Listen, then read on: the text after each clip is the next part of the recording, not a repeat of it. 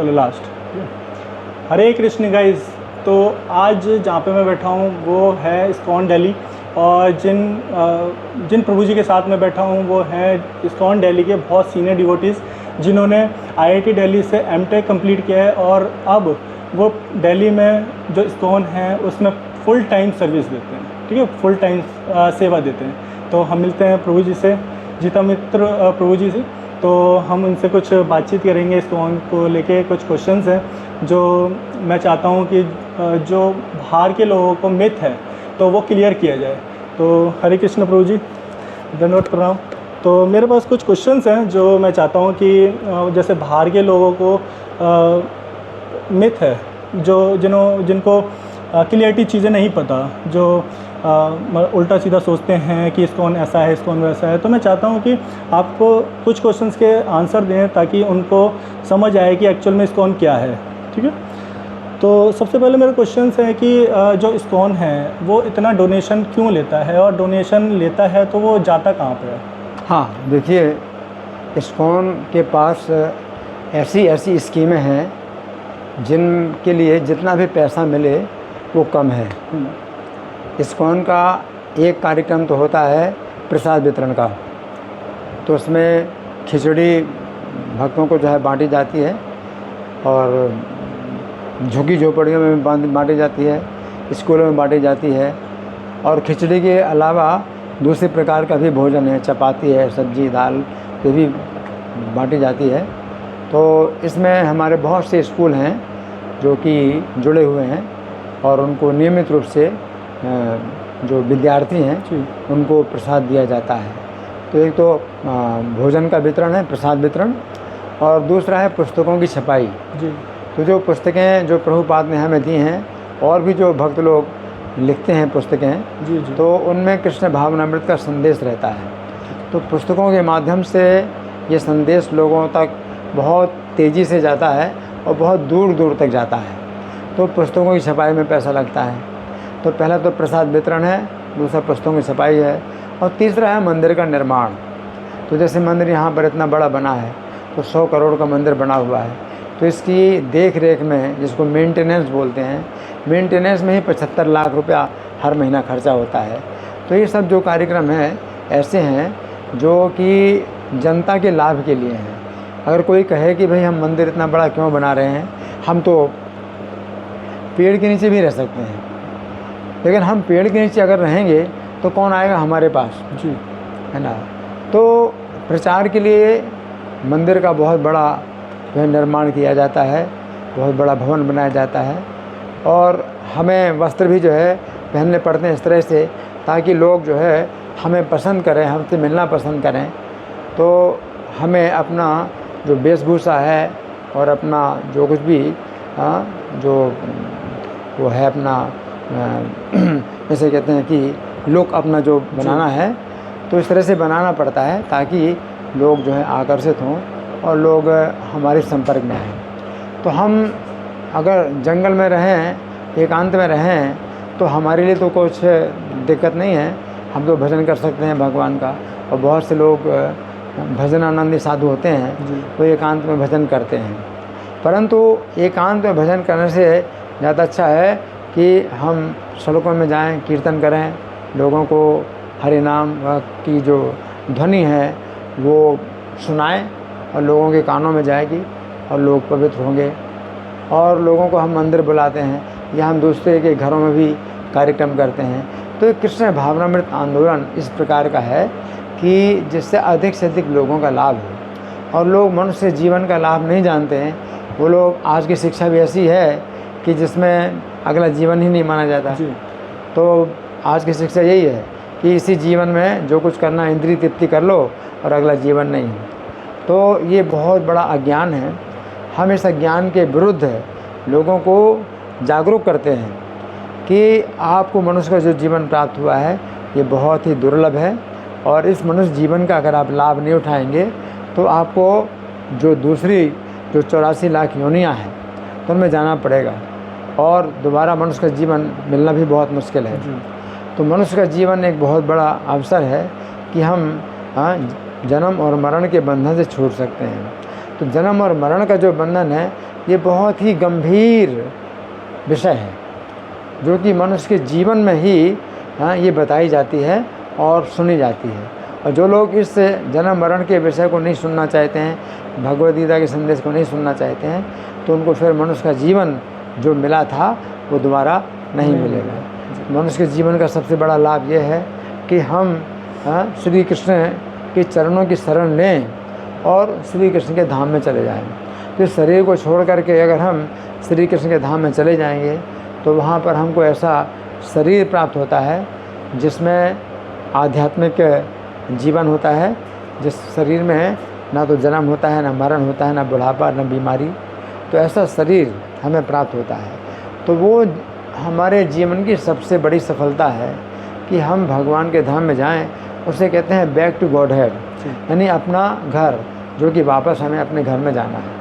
तो भगवान के साथ हमारा कुछ संबंध है जो कि हम भूले हुए हैं, और हम भगवान को छोड़ करके इस भौतिक जगत में उसी प्रकार से आए हैं जैसे कोई बड़े आदमी का लड़का अपने घर को छोड़ करके, अपने पिता के प्रेम को छोड़ करके सड़कों में रहता है और कष्ट भोगता है। तो इसी प्रकार से हम इस संसार रूपी जंगल में जो आए हुए हैं, जन्म मरण के, बुढ़ापा के, बीमारी के कष्ट भोग रहे हैं और भगवान को भूले हुए हैं। तो ये जो हमारी पुस्तकों की जो छपाई होती है, तो पुस्तकों के माध्यम से हम लोगों को वो संदेश देते हैं जो कि आज के स्कूलों में, कॉलेजों में या विश्वविद्यालयों में कहीं नहीं दिया जाता। तो मनुष्य का जीवन बहुत ही दुर्लभ है, बहुत ही मुश्किल है प्राप्त करना, लेकिन हमें अगर किसी प्रकार प्राप्त हुआ है तो इसका हम लाभ उठाएं। तो जैसे प्रभु जी बहुत लोग हैं और बहुत लोग कहते हैं कि जो भगवान को नहीं मानते या थोड़ा बहुत मानते हैं, तो वो कहते हैं कि जितना भी पैसा हम लोग मंदिरों पे खर्च करते हैं वो उसकी जगह हम हॉस्पिटल क्यों नहीं बना सकते, क्योंकि हॉस्पिटल होंगे तो लोगों के स्वास्थ्य के लिए अच्छा रहेगा, वो कम बीमार पड़ेंगे। और मंदिरों में क्या ही रखा है, और मंदिरों में फालतू में हम लोग डोनेशन देते हैं या वो लोग मतलब इसका मिसयूज़ करते हैं। तो इस चीज़ पे आप क्या कहना चाहेंगे कि हाँ, देखिए ऐसा है कि ये संस्था विशेष रूप से जो इस्कॉन की संस्था है, इसमें कुछ ऐसे कठोर नियम बनाए गए हैं कि जिसमें हम लोग पैसे का मिसयूज़ करते ही नहीं हैं। पैसे का मिसयूज़ जो किया जाता है, मांसाहार, व्यभिचार, जुआ, नशा, तो ये कार्य जो है हमारे लिए कठोरता से मना है जी। और हरे कृष्ण मंत्र का माला पर जप करना, तो ये असली हमारी संपत्ति है जो कि हम लेकर के जाते हैं। तो हमारा जो है नियम है कि 16 माला यानी 25,000 नामों की संख्या पूरी करना। हरे कृष्ण मंत्र में 16 नाम होते हैं जी। तो इस मंत्र की हम 16 माला जप करते हैं तो 25,000 से भी ऊपर नामों की संख्या होती है। तो असली हमारा जो धन संपत्ति जो हमारे साथ जाएगा वो ये है। तो हम लोगों को जगाना चाहते हैं इस बात से कि वे लोग जो है जो धन संपत्ति इकट्ठा कर रहे हैं तो वो जो है उनके साथ नहीं जाएगी, और हमारे पास अगर आती है धन संपत्ति तो इसको हम जो है भगवान की सेवा में लगाते हैं। और जहाँ भगवान की सेवा होती है तो भगवान की सेवा में जो है सबका की सेवा होती है, सबका लाभ होता है। कि भगवान को तो कुछ नहीं लेना, हम भगवान की सेवा में जितना भोजन बनाते हैं भगवान को भोग लगाते हैं तो वो पवित्र हो जाता है। भगवान के भोग लगाने से उसमें कोई कमी नहीं आती, और फिर वो बांटा जाता है तो पब्लिक में बांटा जाता है। तो आप सोचिए कि कितना लाभ है। वैसे लोग पब्लिक में भोजन बांटते हैं, लेकिन हम प्रसाद वितरण करते हैं, और जो प्रसाद होता है भगवान को भोग लगा हुआ तो वो अमृत होता है। यज्ञ शिष्टामृत भुजो, जो भगवत प्रसाद होता है भगवान का, वो जो है भगवान का उच्छिष्ट वो होता है, प्रसाद होता है, वो अमृत होता है। तो इसमें क्या बताया गया है कि यज्ञ शिष्टा सनासन तो मच्चन्ते सर्व किल विषय, जो भगवान का उच्छिष्ट प्रसाद होता है उसको खा करके संत लोग सब पापों से मुक्त होते हैं। और भुंजते थे तो हम पापा ये पचन्ते आत्म कारणात्, और वे पापी अपना ही पाप खाते हैं जो अपने लिए पकाते हैं। तो आज की जो प्रजा है तो वो उनको ये सिखाया जाता है कि आपको बढ़िया खाना है, अच्छा खाना है, सोना है, हैं? लेकिन उनको पता नहीं है कि अगर अपने लिए हम पकाते हैं भोजन और उसको खाते हैं तो अपना पाप खाते हैं। तो भगवान कहते हैं कि तुम भुंजते थे तो हम पापा ये पचनते आत्म कारणात्, जो अपने लिए भोजन पकाते हैं ये अपना ही पाप खाते हैं, है ना। तो इन सब चीज़ों की जो जानकारी है इतनी सूक्ष्म है कि लोग जानते नहीं हैं। ये भगवत गीता एक ऐसा ज्ञान है कि जिसके बिना आप इस मनुष्य जीवन का सही उपयोग नहीं कर रहे और इतनी पढ़ाई लिखाई करने के बाद भी आप जो है पशु हैं और अगले जीवन में भी आप पशु का ही शरीर प्राप्त करेंगे, मनुष्य का शरीर नहीं प्राप्त करेंगे। तो इसलिए हम तो लोगों को जगाना चाहते हैं। अब लोग कहते हैं कि मंदिरों में पैसा देंगे तो मिसयूज़ करेंगे, तो जो दूसरे मंदिर हैं इस्कॉन के बाहर के, तो वहाँ पर वो लोग ये ज्ञान नहीं देते पब्लिक को कि मनुष्य जीवन किस लिए प्राप्त हुआ है और हमें किस तरह से कार्य करना है, कैसे कार्य नहीं करना है, किन चीज़ों में पैसा खर्चा करना, किस चीज़ में पैसा नहीं खर्चा करना। तो वो लोग जो है मिसयूज़ कर सकते हैं। इस्कॉन के मंदिर हैं, इनमें क्या है कि पैसे का मिसयूज़ नहीं होता, क्योंकि पैसा लगाया जाता है मंदिरों के निर्माण में, और मंदिर का निर्माण ज़रूरी है जिसमें कि पब्लिक आती है और जब भगवान का दर्शन करती है तो उसके अंदर भगवान के प्रति श्रद्धा पैदा होती है और हम जो है अच्छे कपड़े धारण करते हैं और अपने शरीर को जो है चमका के रखते हैं। तो इस तरह से हमारी बात भी जो है वो सुनते हैं, हमारा महत्व समझते हैं। तो इस तरह से उनको जीवन का लाभ प्राप्त होता है कि हर व्यक्ति को सोचना चाहिए कि इस जीवन में वो जो है अगले जीवन की तैयारी कर रहा है और अगले जीवन में उसको कैसा शरीर मिलने वाला है। तो हर व्यक्ति को शरीर मिलेगा अगले जीवन में, है ना। तो हम हर व्यक्ति को सचेत करते हैं कि आप ऐसा कार्य करो जिससे कि आपको जो है इस जीवन के बाद अगली गति, अगला जीवन जरा अच्छा हो।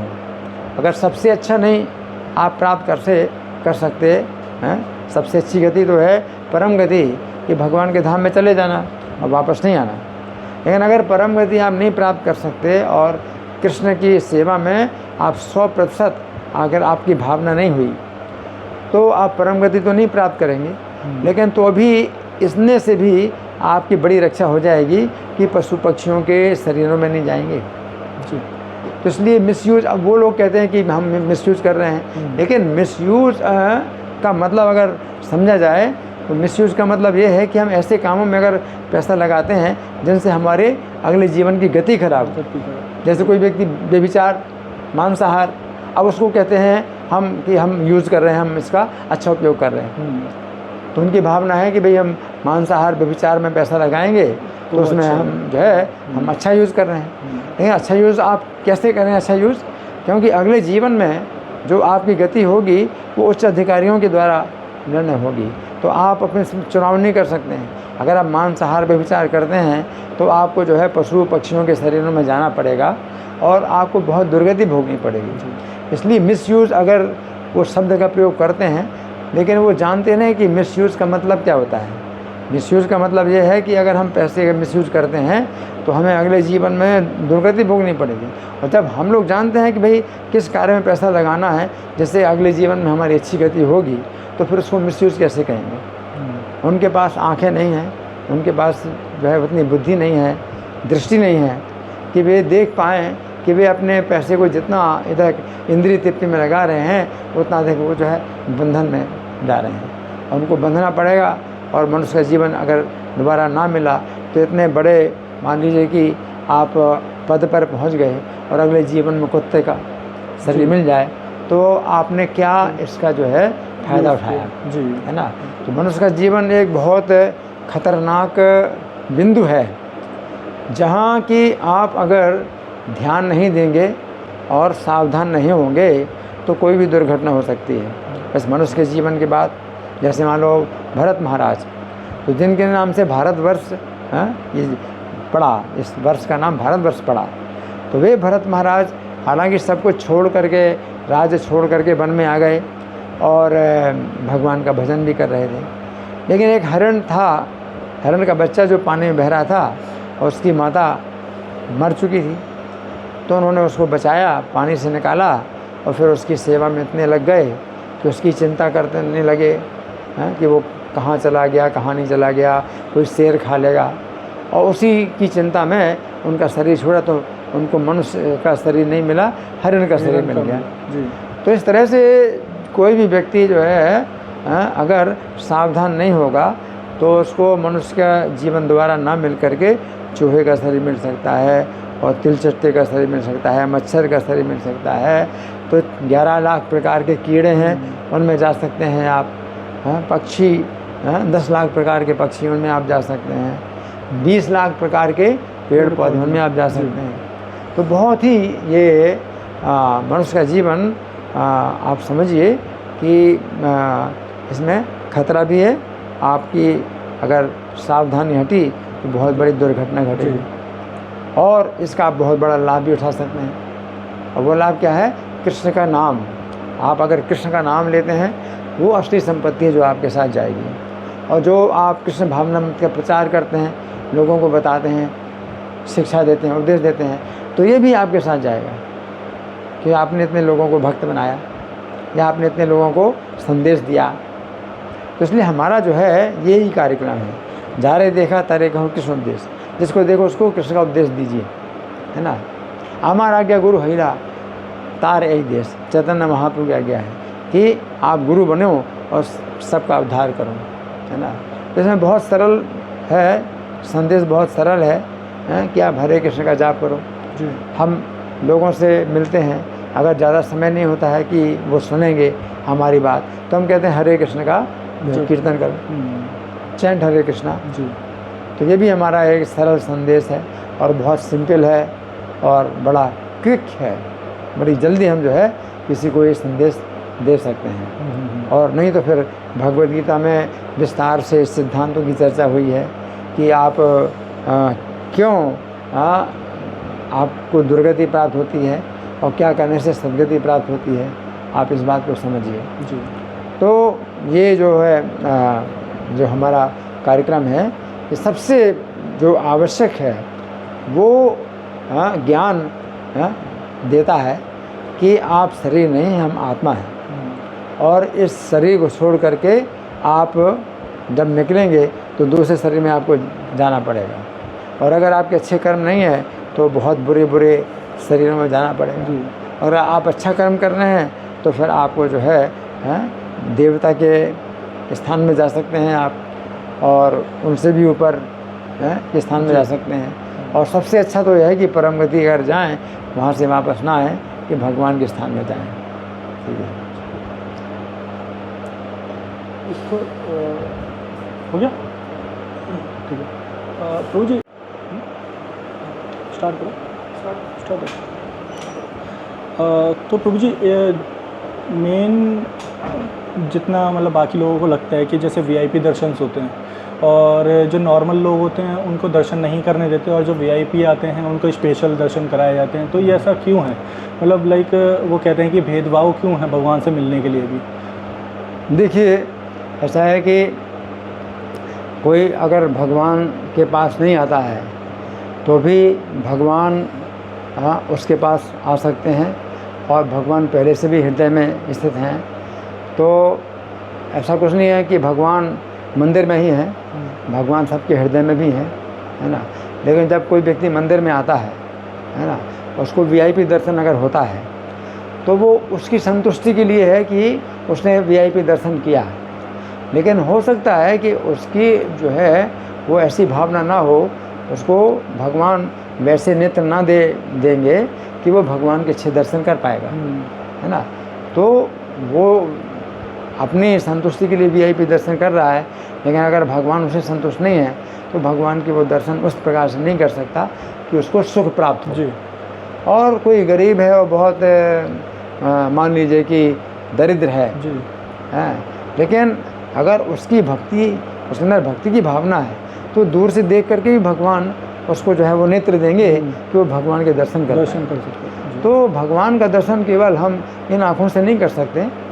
भगवान को दर्शन करने के लिए भगवान की आँखों की आवश्यकता है कि भगवान अपनी आँखें दें। तो भगवान हम जितनी आँखें देंगे हम उतना भगवान का दर्शन कर पाएंगे।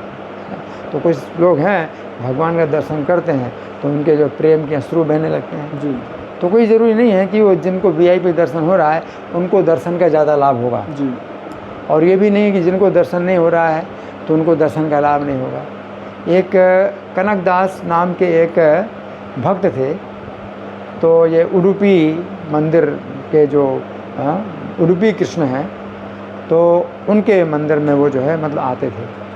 तो मतलब कुछ ऐसे नीच घराने से थे कि उनको मंदिर का जो है दर्शन नहीं करने दिया गया।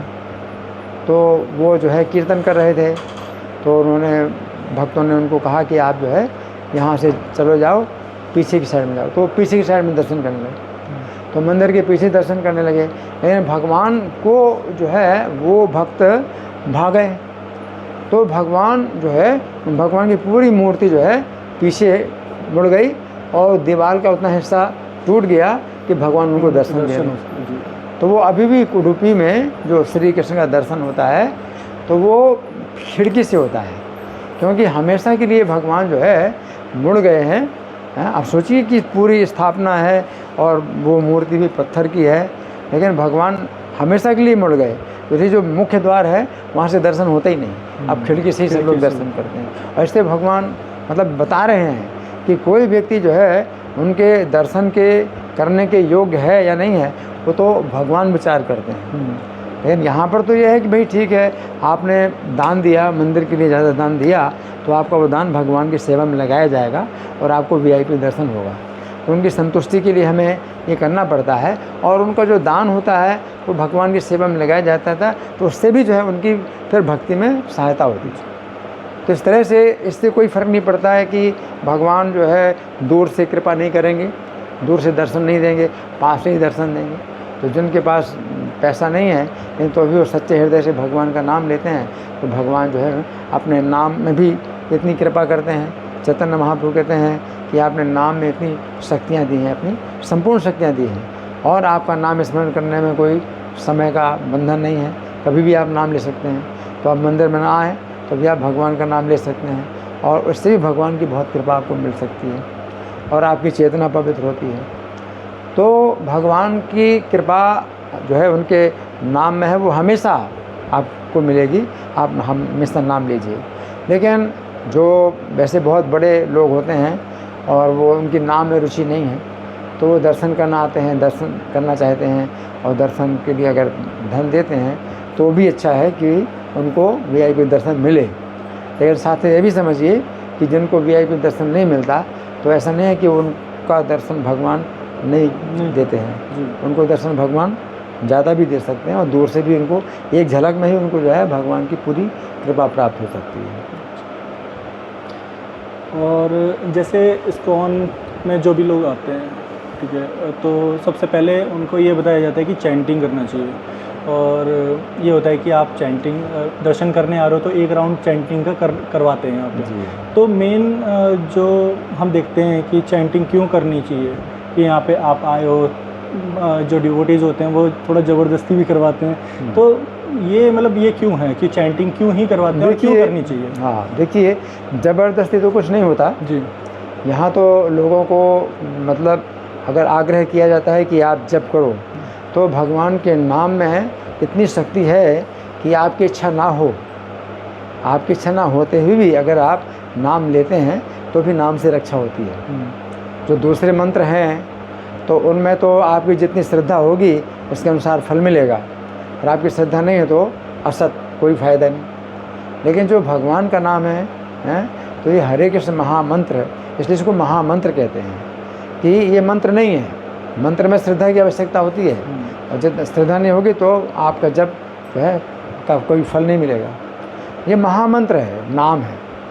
तो महामंत्र में कोई व्यक्ति जो है कैसे भी नाम लेता है, जैसे कि वाल्मीकि मुनि को मरा मरा वो बोलते थे, है ना, तो कोई उद्देश्य नहीं है मरा मरा, कोई ऐसे बोलता है मरा मरा, तो इसमें भी जो है उसकी रक्षा होती है। अजामिल की जो है कोई श्रद्धा नहीं थी, अपने पुत्र को ही नारायण बोलता था, उसकी कितनी बड़ी रक्षा हुई। तो लोग तो नहीं जानते ना कि उनको जो है उनके कर्मों के अनुसार जब उनका शरीर छूटेगा तो कौन आएंगे लेने के लिए, है ना। तो पापी को यमदूत दिखाई पड़ते हैं, और बहुत से लोगों ने अपना अनुभव बताया ही कि उन्होंने देखे और बड़े भयानक रूप वाले जो है लोगों को देखा जो कि आते हैं लेने के लिए पापी को, है ना। लेकिन अगर आपके मुंह से नाम निकल जाए तो आपकी बहुत बड़ी रक्षा होगी। तो इसलिए आपको हम जो है अगर बताते हैं कि भाई आप नाम लो, हरे कृष्णा बोलो, है ना, सड़कों में ज़ोर ज़ोर से हम हरे कृष्णा बोलते हैं, तो वो भी एक कार्यक्रम है कि लोगों के कानों में चला जाए। यहाँ तक कि पशु पक्षी भी जिनकी चेतना है कि वो सुन पाते हैं तो उनकी भी रक्षा होती है। कीड़े भी हैं, अगर उनकी ऐसी चेतना है कि वो सुन रहे हैं तो उनकी भी रक्षा होती है। तो नाम जो है मतलब एक ऐसी शक्ति है जो कि जिसमें कि रक्षा होती है और बहुत बड़ी रक्षा होती है। अब अजामिल नरक में जा रहा था तो लोगों को तो आज की शिक्षा में कुछ नहीं बताया जाता कि भाई नरक और स्वर्ग कुछ है जी। और लोग सोचते मरने के बाद सब कहानी ख़त्म हो गई, अगला जीवन ही नहीं। तो इसके विरुद्ध में हमारा जो है बहुत कठोर जो है विरोध होता है। बहुत कठोरता से हम इस अज्ञान का विरोध करते हैं कि आप नहीं मानते हैं अगला जीवन है, तो इससे कोई फ़र्क नहीं पड़ता, अगला जीवन होगा। तो मानने ना मानने से नहीं है, ये साइंस है। अगला जीवन आपके कर्मों के अनुसार होता है, आपकी इच्छा के अनुसार होता है। तो आपको जो है समझना पड़ेगा कि आपको कैसी गति आपको चाहिए और आप कैसे कर्म कर रहे हैं, और अपने कर्मों को बदलो। या आप कर्मों को नहीं बदल सकते, नाम अगर आप लेते हैं हमेशा, है ना, तो नाम जो है एक ऐसी चीज़ है कि आप जो है अगर नाम लेते हैं तो निश्चित रूप से फल प्राप्त होता है ना। दूसरे मंत्र हैं या दूसरे कार्य हैं तो पूजा पाठ जो होती है तो उसमें मतलब श्रद्धा की आवश्यकता होती है।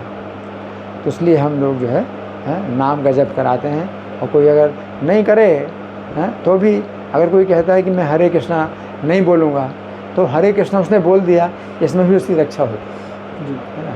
तो ये चीज़ें ऐसी हैं जो कि सामान्य लोग नहीं समझ पाते कि हरे कृष्णा बोलो चाहे कोका कोला बोलो।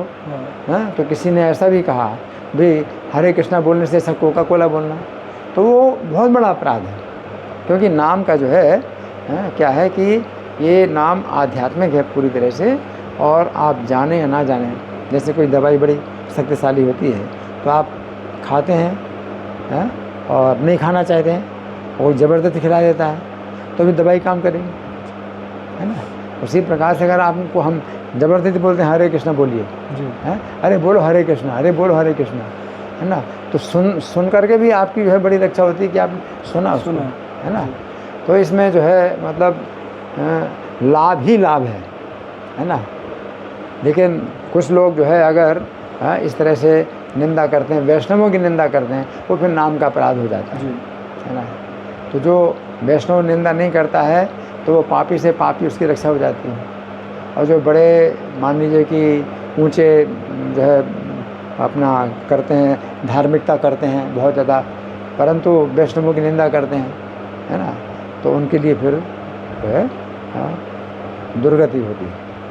तो इसलिए हम यही सिखाते हैं कि वैष्णवों की निंदा ना करो, लेकिन आप जो है नाम वैसे आप नाम लोगे तो आपकी रक्षा होगी जी। तो एक क्वेश्चन और लास्ट क्वेश्चन ये है प्रभु जी कि जैसे इस्कॉन में हम लोग देखते हैं कि सब लोग डिवोटीज़ धोती कुर्ता में हैं, और बाहर वाले लोगों को थोड़ा ये लगता है कि ये थोड़ा ऑड लगता है, थोड़ा अजीब लगता है। तो मतलब धोती कुर्ता क्यों ही पहनते हैं यहाँ पे, मतलब नॉर्मल क्यों नहीं पहन सकते?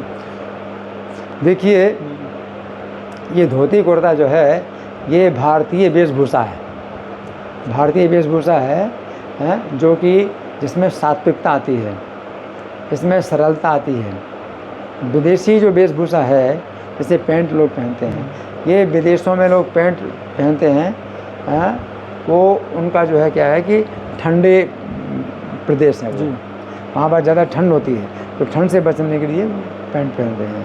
लेकिन वो जो है अब हम लोग भी इसको अपना रहे हैं, वो पैंट है ना।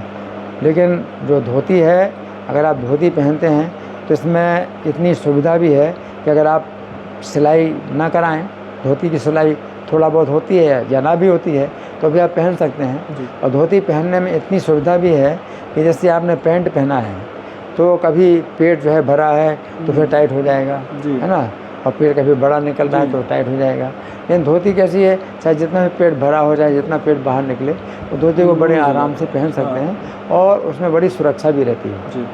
धोती ऐसा नहीं कि भाई खींचो तो खुल जाएगी, नहीं, धोती का पहनने का ऐसा तरीका है कि चाहे फट जाए लेकिन खुलेगी नहीं। और धोती को जो है आप आसानी से पहन सकते हैं, इसमें बटन की भी ज़रूरत नहीं है। तो ये भारतीय वेशभूषा बहुत सरलता की दृष्टि से बनाई गई है। लेकिन विदेशों में लोग जो है ठंड के दिनों में होते हैं तो उनको पैंट से अपनी ठंड बचानी होती है अपने को, तो वो होता है ठंड का। तो ये जो है सरलता के लिए है। और वैष्णवों के लिए जो है धोती कुर्ता और फिर तिलक, जी। ये सब वैष्णव के चिन्ह हैं। तो अगर आप धोती कुर्ता पहनते हैं और साथ तिलक भी लगाते हैं तो फिर आपको जो है मतलब वैष्णव के रूप में पहचाना जाएगा। ये उसी प्रकार से है जैसे कि पुलिस का आदमी होता है तो उसकी अपनी अलग ड्रेस होती है जिससे पहचाना जाता है भी पुलिस का आदमी है। उसी प्रकार से धोती कुर्ता, साथ साथ शिखा और ये तिलक और जपमाला, तो ये सब चीज़ें जो है क्या है, वैष्णव की वेशभूषा होती है जिससे हम पहचाने जाते हैं। ठीक है प्रभु जी, और आई होप आप सबको पता चला होगा कि एक्चुअल में जो इस्कॉन का कल्चर है और जो इस्कॉन की चीज़ें हैं, जो बाहर के लोगों को जो मिथ है वो मिथ क्लियर हुआ होगा। और मैं प्रभु जी का थैंक यू बोलता हूँ। प्रभु जी थैंक यू, आपने अपना बिज़ी शेड्यूल में से टाइम निकाला थोड़ा सा हमारे लिए, ठीक है। और मैं ट्राई करूँगा कि आपसे और मुलाकात हो एक बार और, ठीक है। तो थैंक यू प्रभु जी। हरे हरे कृष्णा।